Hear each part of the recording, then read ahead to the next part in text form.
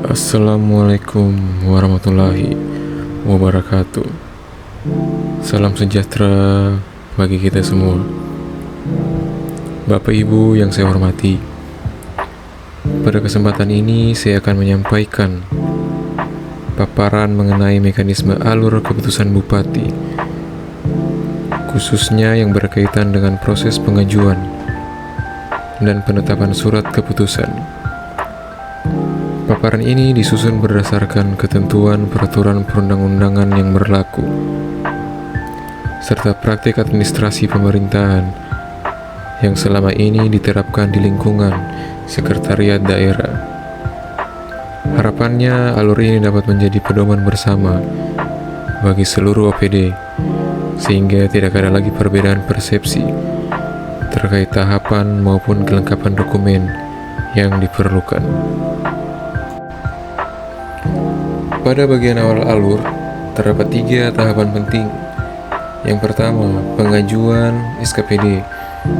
OPD yang membutuhkan surat keputusan mengajukan usulan resmi melalui surat pengantar. Pada tahap ini, poin krusial adalah memastikan substansi usulan sudah sesuai dengan kebutuhan dan kewenangan OPD. Tahap yang kedua yaitu checklist kelengkapan dokumen. Di sini setiap dokumen diperiksa berdasarkan daftar yang sudah baku. Dokumen yang dimaksud meliputi surat pengantar, draft SK, pertimbangan teknis, dasar hukum, serta dokumen pendukung lain sesuai kebutuhan. Tahap ini sangat menentukan karena menjadi filter pertama untuk mencegah dokumen yang tidak lengkap masuk lebih jauh ke proses berikutnya. Tahap yang ketiga ada verifikasi administratif. Setelah checklist, bagian hukum melakukan verifikasi administratif untuk memastikan keaslian, keabsahan, serta keterpenuhan persyaratan formal. Tahap ini bukan menilai isi atau substansi, melainkan murni aspek administratif. Dari hasil verifikasi administratif, alur bercabang menjadi 2 kemungkinan. Jika dokumen tidak lengkap, maka usulan dikembalikan kepada OPD untuk dilengkapi terlebih dahulu. Ini penting agar tidak ada proses yang dipaksakan berjalan dengan dokumen yang cacat. Prinsipnya, lebih baik mengulang di awal daripada bermasalah di akhir. Jika dokumen lengkap, maka usulan masuk ke tahap review substantif. Pada tahap inilah perhitungan hari kerja mulai dihitung, dengan target penyelesaian 3-7 hari kerja. Review substantif berarti menilai isi, urgensi, dan kesesuaian dengan peraturan perundang-undangan. Setelah melewati verifikasi dan review substantif, proses berlanjut pada tahap konsultasi dan perbaikan. Pada tahap ini, apabila masih terdapat catatan atau koreksi, dilakukan konsultasi antara bagian hukum dengan OPD Pemrakarsa.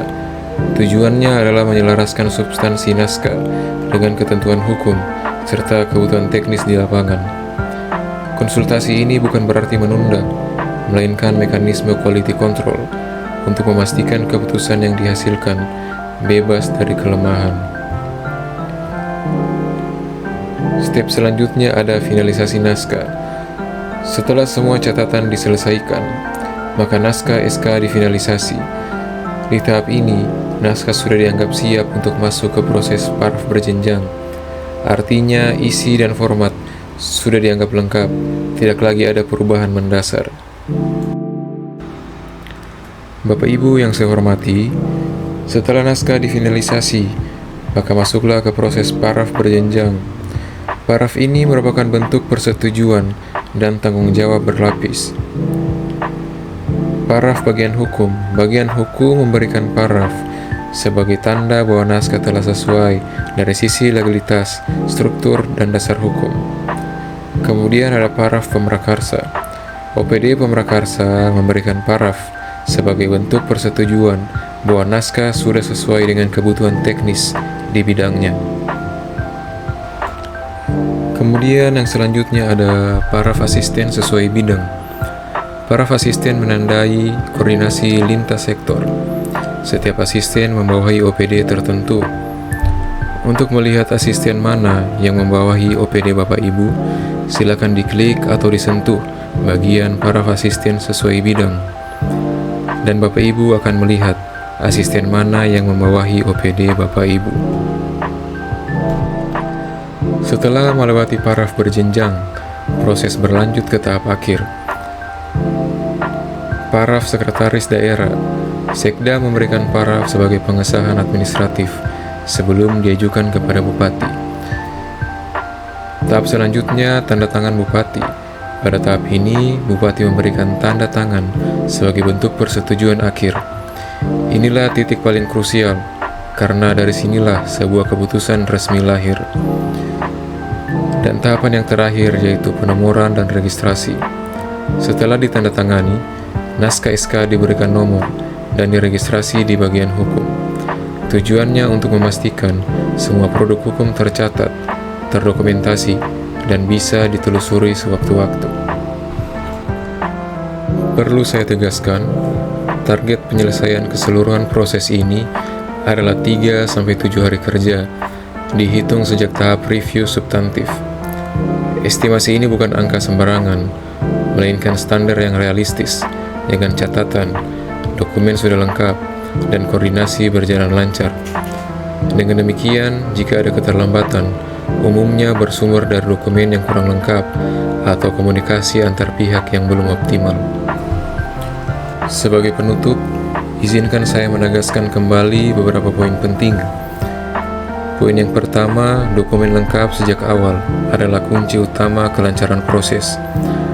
Poin yang kedua, koordinasi antar OPD, asisten, dan bagian hukum menjadi faktor penentu kecepatan penyelesaian.